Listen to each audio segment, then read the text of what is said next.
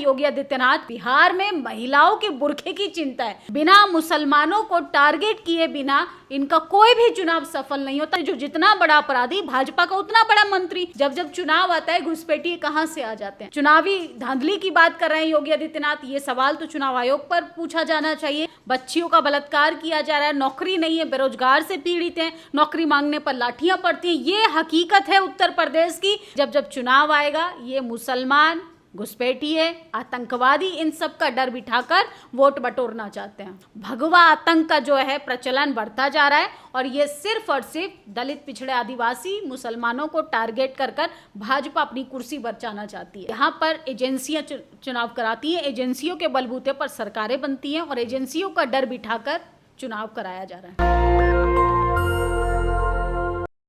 बिहार चुनाव में बुरखे की एंट्री हो चुकी है। उत्तर प्रदेश के मुख्यमंत्री योगी आदित्यनाथ ने कहा है कि राजद और कांग्रेस को बुरखा चाहिए, उन्हें विकास नहीं चाहिए। वहीं दूसरी तरफ तेजस्वी यादव ने बड़ा ऐलान किया है। वो कह रहे हैं कि अगर हमारी सरकार बनती है तो पहले 20 महीने में हर बिहारी परिवार को हर घर में एक सरकारी नौकरी दी जाएगी और इसके लिए कानून बनाया जाएगा। तो अब आपको तय करना है कि आपको सरकारी नौकरी वाली सरकार चाहिए या फिर से हिंदू मुस्लिम वाली सरकार चाहिए। हमारे साथ हमारी सहयोगी निधि रतन है, इनसे समझेंगे कि आखिर बीजेपी के पास हिंदू मुसलमान पाकिस्तान के अलावा विकास का एजेंडा क्यों नहीं रहता। कैसे देख रहे हैं जो योगी आदित्यनाथ कह रहे हैं बिहार चुनाव में कि कांग्रेस और आरजेडी जो है उनको बुरका चाहिए, विकास नहीं चाहिए।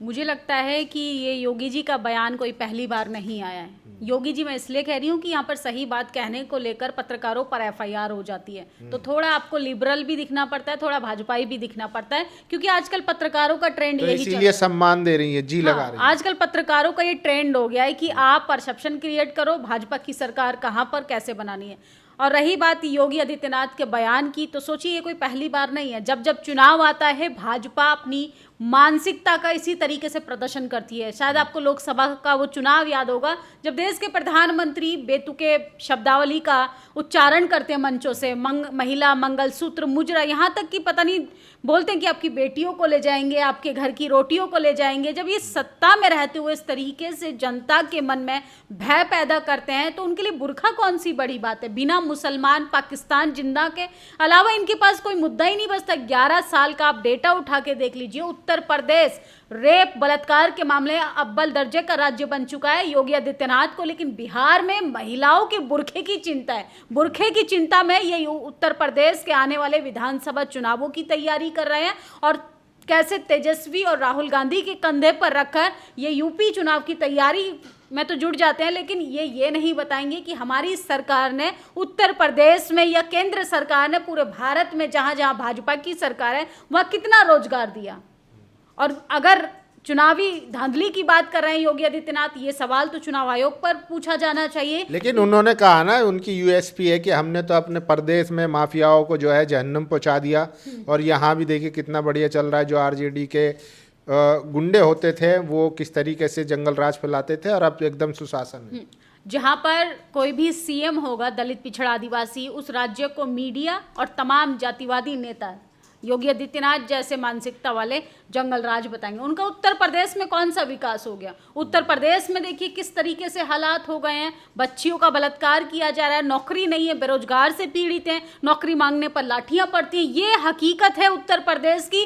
बीजेपी शासित राज्यों में किस तरीके से दलितों को पैर धोकर पिलवाया जा रहा है, पेशाब तक पिलाया जा रहा है। ये विकास है, ये तस्वीर है इनके विकसित भारत की। और सोचिए जिस विकास का डंका बजाते हैं योगी आदित्यनाथ, मुसलमानों की बात कर रहे हैं कि बुरखे को बैन करना चाहिए, बुरखे की एंट्री हो गई है। इन्हीं के राज्य में शायद तालिबान की एंट्री हुई है। कुछ ही दिन की तस्वीरें अगर आप दिखाना चाहेंगे तो देखिए किस तरीके से तालिबान का ग्रैंड वेलकम किया जाता है राम राज्य में और तमाम अंधभक्त योगी सरकार की तारीफें करते हैं। योगी सरकार ने किस तरीके से अपने मकसद को अंजाम देने के लिए ये भारत के मुसलमानों पर तो उंगली उठाते हैं, लेकिन देश विदेशों में बिरयानी खाने जाते हैं, उस पर कोई बात बहस नहीं करेगा। जब जब चुनाव आता है बिना मुसलमानों को टारगेट किए बिना इनका कोई भी चुनाव सफल नहीं होता, क्योंकि इनको पता है हमारे पास विकास के नाम पे सिर्फ खाली पुलाव और जुमले हैं।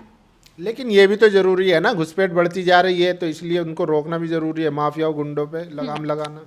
ये माफिया तभी क्यों एंट्री करते हैं या घुसपैठिए तभी एंट्री क्यों करते हैं? आप डेटा उठा के देख लीजिए, सबसे ज्यादा तो माफिया इन्हीं की पार्टी में, सबसे ज्यादा बलात्कारी तो इन्हीं की पार्टी में, सबसे ज्यादा दंगा फसाद करने वाले, भड़काऊ बयान देने वाले तो इन्हीं की पार्टी में। उन पर कार्रवाई क्यों नहीं होती? अगर माफियाओं की बात है, घुसपैठियों की बात है, तो ये तो अपनी पार्टी में टिकट दे देते। जो जितना बड़ा अपराधी, भाजपा का उतना बड़ा मंत्री, भाजपा का उतना बड़ा कार्यकर्ता। ये तमाम डेटा अपनी पार्टी में उठा कर देखें। ये सिर्फ गरीब तबके के लोगों को निशाना बनाते हैं, अल्पसंख्यकों को निशाना बनाते हैं, दलित पिछड़े आदिवासियों पर उंगली उठाते हैं, क्योंकि इनको पता है कि इधर अपने घर से, परिवार से दूर पलायन करने के लिए, पेट पालने के लिए लोग ये दलित पिछड़ा ही जाता है। इनके बच्चे तो विदेशों में पढ़ते हैं। अगर घुसपैठिए आ गए हैं तो ये तो केंद्र सरकार, राज्य सरकार की जिम्मेदारी है। ये तो अमित शाह से पूछा जाना चाहिए, तो डिफेंस मिनिस्ट्री से पूछा जाना चाहिए कि भैया जब जब चुनाव आता है घुसपैठिए कहाँ से आ जाते हैं। वो तो बता रहे हैं बॉर्डर क्रॉस करके आते हैं। जो राज्य सरकारें, जो सीमा जिनसे मिलती है वहाँ पर, जैसे ममता बनर्जी हैं, असम में हैं, पहले कांग्रेस की सरकारें थी, उनका क्या धरा सब है। जहाँ बॉर्डरों पर अगर भाजपा की सरकार नहीं है, भाजपा के अलावा अन्य सरकार का अगर वहाँ पर सरकार है, तो वहीं से घुसपैठिए एंट्री करते हैं। चाहे आप असम की बात कर लीजिए, चाहे बांग्लादेश की बात कर लीजिए। ये सिर्फ परसेप्शन क्रिएट किया जाता है कि जिस राज्य को भाजपा नहीं जीत पाती है, वहां पर लोगों के अंदर डर बिठाने का काम करती है। वहां पर लोगों को ये बताना चाहती है कि आतंक जो है वो लालू यादव की वजह से है, तेजस्वी की वजह से, नीतीश की वजह से है। बीएसपी सुप्रीमो मायावती की सरकार थी तो सोचिए किस तरीके से मीडिया से लेके तमाम जातिवादी नेता बदनाम करने की कोशिश करते थे। तो ये अब टैबू जो है वो कहीं ना कहीं खत्म हो रहा है। भाजपा का चाल चरित्र और चेहरा जनता के सामने साफ तौर से साफ दिखाई देने लगा है कि जब जब चुनाव आएगा, ये मुसलमान, घुसपैठिए, आतंकवादी, इन सब का डर बिठाकर वोट बटोरना चाहते हैं। अरे बुर्खा और टोपी वाले कब्जा कर लेंगे भारत। योगी जी को शायद मुझे लगता है वो इमेजिनेशन में जीते हैं। उनकी एक काल्पनिक दुनिया है कि हम इस देश को हिंदू राष्ट्र बनाएंगे। संविधान सबको आज़ादी देता है, संविधान सबको, सब धर्म के लोगों को उतना ही अधिकार देता है जितना भगवा पहने एक राज्य के मुख्यमंत्री को देता है। तो शायद उनको ये भाषा का इस्तेमाल और ऐसी घटिया मानसिकता का प्रदर्शन करने से बचना चाहिए, क्योंकि वो सिर्फ एक मजहब या एक जात के या एक टाइटल वाले लोगों के मुख्यमंत्री नहीं है। वो उनको पूरे राज्य की जिम्मेदारी है, और उसमें मुसलमान भी उतना ही सभ्य नागरिक है जितना कि एक हिंदू। ये सिर्फ और सिर्फ प्रोपेगेंडा चलाया जा रहा है। और सोचिए, शायद आपने देखा नहीं कि बीजेपी ने अपने स्टार प्रचारकों की लिस्ट जारी की है। उसमें तमाम वो चेहरे हैं जो बेतुके और भड़काऊ बयान देते हैं। स्मृति ईरानी से लेके अमित शाह, तमाम लोग वही हैं जो हिंदू मुसलमान करेंगे, जो दलित मुद्दे को डाइवर्ट करेंगे, जो सामाजिक न्याय की धरती पर जाकर जितना ज्यादा जहर उगलेगा उतना ज्यादा फायदा बीजेपी को होगा। लेकिन वो तो हिंदू बचाने की बात करते हैं ना। आप देखिए, जहां अगर मान लीजिए बीजेपी नहीं आती, कर्नाटक में आरएसएस को बैन करने की मांग चल रही है। आरएसएस को बैन करने की मांग क्यों चल रही है, इस पर बात होना चाहिए। आरएसएस बैन क्यों किया जा रहा है, ये मुद्दा क्यों उठाया गया। आरएसएस एक ऐसा संगठन है जो सबसे ज्यादा जातीय नफरत फैलाता है, धार्मिक उन्माद को बढ़ावा देता है, और अब तो उसके संगठन में पुरुषों का भी बलात्कार हो रहा है।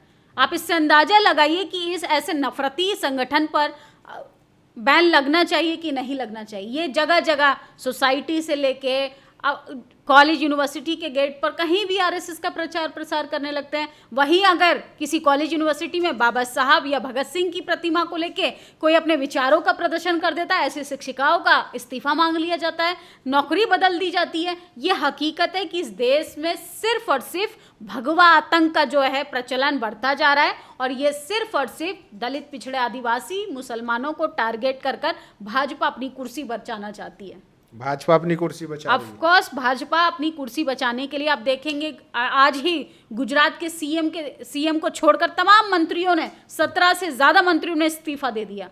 अगर भाजपा वाकई में जनता की सबसे प्रिय पार्टी होती या वाकई में जनता के दिल में जगह बना पाते, तो योगी आदित्यनाथ के साथ साथ तमाम पार्टी के नेताओं को मुसलमान, बुरखा, मजार, मस्जिद, ये तमाम मुद्दे बात करने की जरूरत नहीं पड़ती, क्योंकि उन्हें खुद पता है कि 11 सालों में हमने सिर्फ और सिर्फ धार्मिक उन्माद के नाम पर सांप्रदायिक माहौल बिगाड़कर लोगों के मन में डर बिठाकर चुनावी पुलाव पकाया और उसको खाने का काम किया है। तो दूसरी तरफ तेजस्वी यादव रोजगार देने की बात कर रहे हैं। कह रहे हैं कि हम जो है हर घर में एक सरकारी नौकरी देंगे। कहाँ से देंगे? मुझे लगता है कि शायद उन्होंने 6 महीने में वो करके दिखाया जो बाकी सरकारें नहीं कर पाई थी।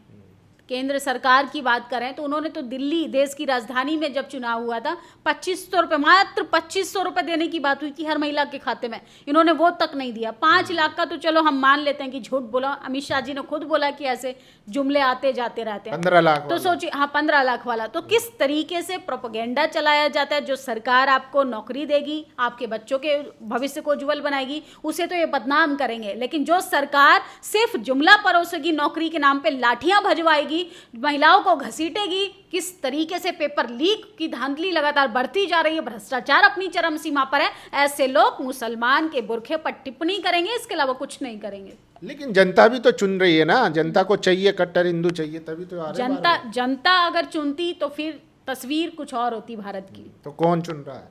यहाँ पर एजेंसियां चुनाव कराती हैं, एजेंसियों के बलबूते पर सरकारें बनती हैं और एजेंसियों का डर बिठाकर चुनाव कराया जा रहा है।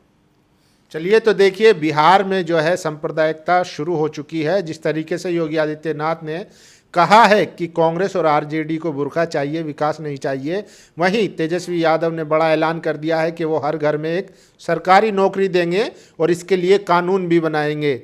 बाकी आपको तय करना है कि आपको नौकरी वाली सरकार चाहिए या सांप्रदायिकता फैलाने वाली सरकार चाहिए। अपनी राय जरूर दीजिए। शुक्रिया। दस्तक की आपसे गुजारिश है कि अगर इसको बचाना चाहते हैं तो नेशनल दस्तक को सब्सक्राइब करने के लिए रेड कलर के सब्सक्राइब बटन को दबाएं, फिर बेल आइकन की घंटी दबाएं। नेशनल दस्तक को बचाने के लिए बहुत जरूरी है कि हर खबर को शेयर करें, लाइक करें, कमेंट जरूर करें।